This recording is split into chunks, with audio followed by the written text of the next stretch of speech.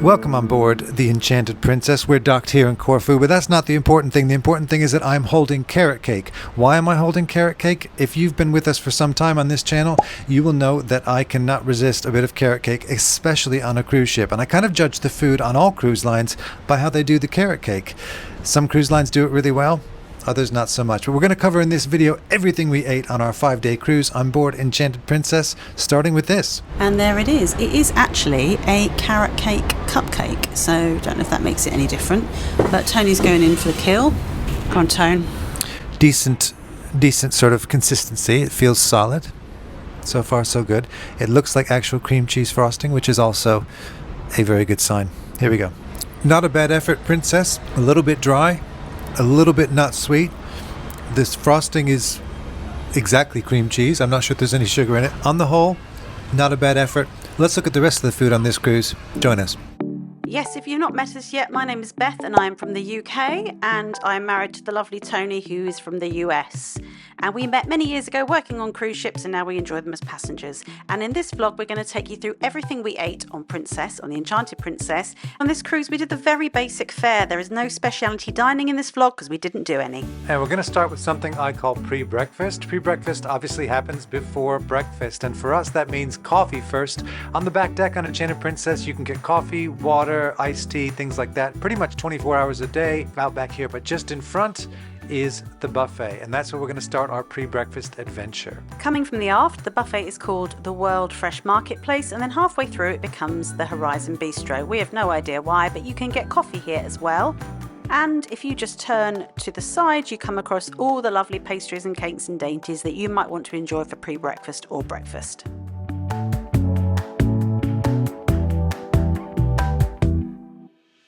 You will also find a vegan corner and also a gluten-free station, so you are pretty well catered for if you have dietary requirements. However, always speak to the staff if you have any allergies or concerns. So we were on a 5-night cruise on Enchanted Princess, and we started the cruise quite healthy, or thinking we were quite healthy. That's got bran in. Yep, and it's also got nuts, which are also healthy. And blueberries. Yep, and then the next day it was doubled, and then it just kind of all went downhill from there. But I have to say that we did used to take a big plate back for the kids because they didn't always come to breakfast or pre-breakfast. So this is actually for the children to choose from when they woke up on the sea day morning. Sure, Jan. Okay, now it's time for actual breakfast, what we thought of that. Obviously, we ate most of our breakfast back up at the World Fresh Marketplace, and here they had a place where you can get specialty coffees for an extra charge, as well as smoothies. Sometimes the smoothies were pre-made for you, sometimes you could special order them, but these... This was something we discovered on the first morning, and it was hidden under a cloth, so you do have to keep an eye out for it. The best cinnamon bread bun thing, whatever you call it, was so good. Highly recommend. But there's lots of normal things, eggs, and healthy options like fruit and melons. But we're here for the unhealthier options, such as this sweetbread and these French toasts. Yes, some of them had cornflakes around them that made them even nicer.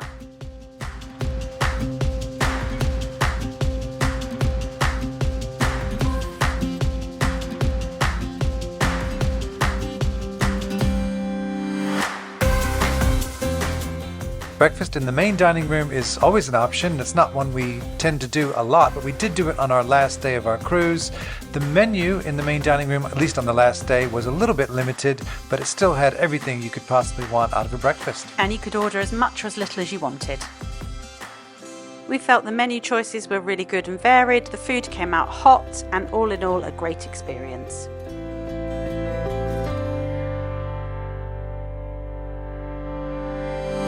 Because obviously you're going to be starving hungry after that breakfast, it's not long before it's time for lunch and time to head back to the buffet on this occasion. As far as cruise ship buffets go, this is a pretty good one. Princess does it right.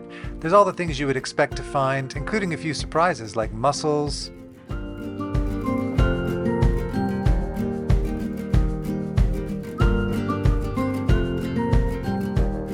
there's always sandwiches on offer, but one day they had this Philly cheesesteak, which was a huge hit for us, and the make-your-own sandwich station.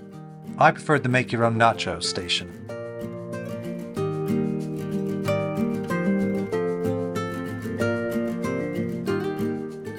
You you can also get a choice of soft drinks in the buffet, such as lemonade and water and juices, things like that are there pretty much throughout the day. All included in your cruise fare. But you can skip the buffet and head up to the pool deck and the Salty Dog Cafe. Now, everything here is made to order. You can get a hot dog, a burger, a tender. You're given one of these little devices that beeps when your order is ready. While we waited for ours, we headed over to Alfredo's, which is right next door, to try a couple of pizza slices, purely for YouTube purposes. Nothing to do with us being greedy and wanting this for our starter. But it was one of the best pool deck pizzas that we've ever had. 100%. Princess has really good pizza. Let us know, which cruise line do you think has the best pizza? Or maybe you would have gone for the tenders, or both. Let us know. What would you do? Once our order was ready, they called us with the beeper and we went over. Now, we all had chicken tenders, but we all went with different types of fries. These were loaded fries, dirty fries. Yeah, I'm not sure what you call them. I didn't love them. I really liked the tenders. They were really hot, really fresh. I could have given the fries a pass. Maybe next time I'll just go for plain ones. Yeah, you really got to like your plastic cheese. But now, on to lunch in the main dining room, which is a little bit more refined. We did this once on our cruise at the Amalfi dining room. You would imagine that coming to the main dining room at lunchtime would leave you feeling really full and might be a bit too much food. However, we found the menu really light and quite refreshing. Obviously, there are some things you can get which are heavier, but there were some really good lighter options, such as these summer rolls with the peanut dipping sauce, which were stunning. And I also had a poke bowl, which was really, really good. Tony went for a club sandwich.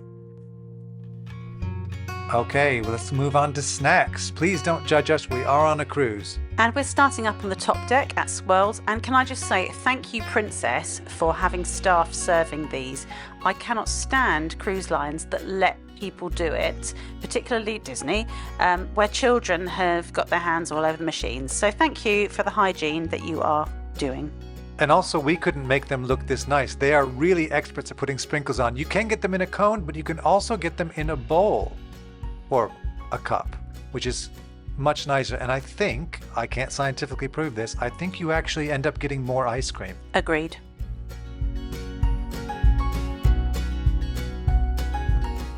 So back inside, down on the piazza, there are some snack options on deck 5. Some of them you have to pay for.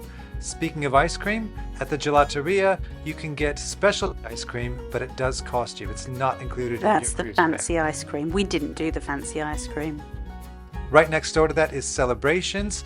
It's a little store where you can buy a toothbrush if you forgot it, which we always did, and also some other snacks. Again, these are not included in your cruise fare. And again, we didn't buy any of these. One thing we have to talk about if we're going to talk about food on a princess ship is the International Cafe, or as we call it in our house, the Internash. Now, you can get breakfast here, sandwiches, cakes. It's 24 hours a day. There's always something if you fancy a snack.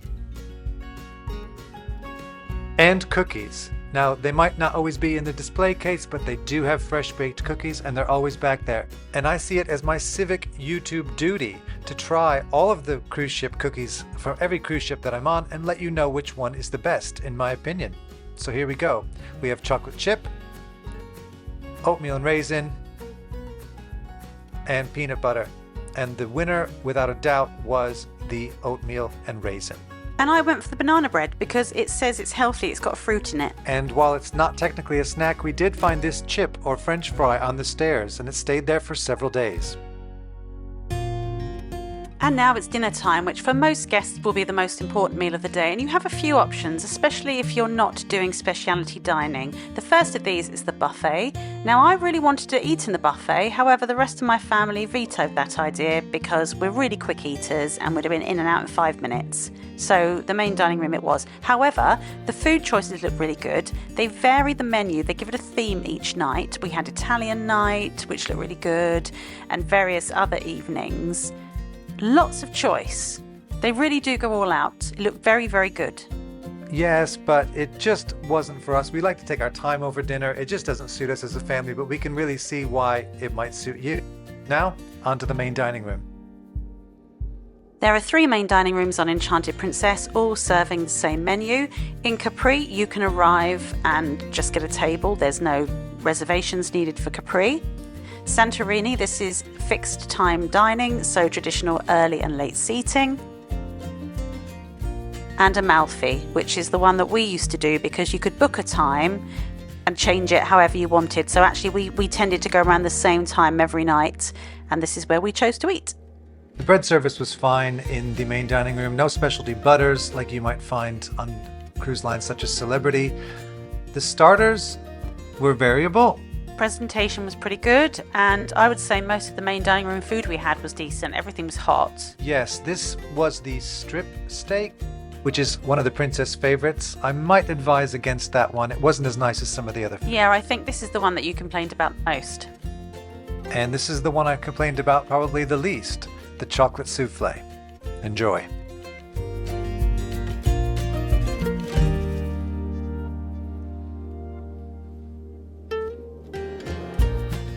On formal night on the Enchanted Princess, we were expecting the menu to be of a lot higher standard, or at least different from a normal night.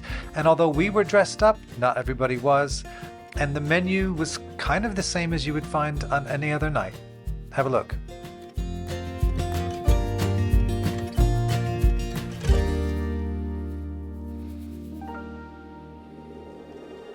I began with a crab and corn chowder, which was really good. I had the beef carpaccio, also quite nice. I think we both went for the duck à l'orange. I think we pretty much all did, apart from one child who went for pesto ravioli or something like that. Something green. Yeah, and he instantly regretted it. Did he? I think he quite liked it. No. And then we all had this chocolate. I think it's a chocolate hazelnut cake or something like that, although you had blueberry cobbler.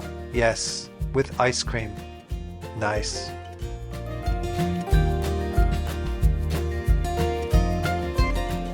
The next night was a more casual affair in the Amalfi dining room, and from this point on our cruise, the main dining room food got better and better each night. Apart from one thing that you'll see later on. Oh yes, at the end is the thing that I regret eating the most on a cruise ship, or at least ordering. I regret ordering it. But you did still eat most of it. I did.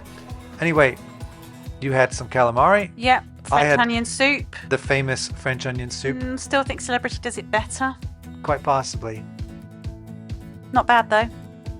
What was even better was this pork belly dish. Again, as Beth said before, the presentation cannot be faulted on Princess. And Beth had Princess's famous fettuccine alfredo, which you can order every night in the main dining room. Our desserts were even better than the night before. And that's Princess's famous cheesecake.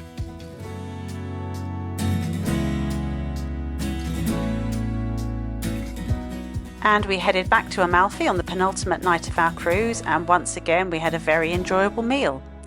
Tony started with the artichoke dip, which I probably wouldn't have again. I didn't mind it, but it wasn't what I thought it was going to be. You should have had the tuna niçoise like I had, because that was great. I ended up having some of it because I made you give me a piece. Look at how rare. Then there was the beef Wellington that I believe we all had, apart from one child. Who ordered a baked cheese. And then properly regretted the baked cheese. Yep. But we all did have a slice of this lovely chocolate tart. And we all got free ice cream with it from the waiter. Well, free ice cream is relative because it's included in your cruise fare. It wasn't on the menu. On to our last evening in Amalfi, our last night of the cruise. And this was Princess's farewell evening. For this, they pull out all the stops. But it wasn't a formal night. So maybe if it was a longer cruise, it would have been a formal night. But the menu was really good this evening. I think this was probably the best menu. However, it wasn't necessarily a best meal. No, but Princess really wants you to go home feeling good about your vacation. And the first thing that happened was these crab cakes. They were really good. Absolutely stunning. And the perfect poached egg. Look at that beauty. This was the thing I regretted the most. This was my prime rib, and I ordered it rare, and it was actually cold. It wasn't even the fact that it was rare, it was really fatty and very good, but we did that British thing of pretending it was good. Luckily you had apple pie, which saved the day.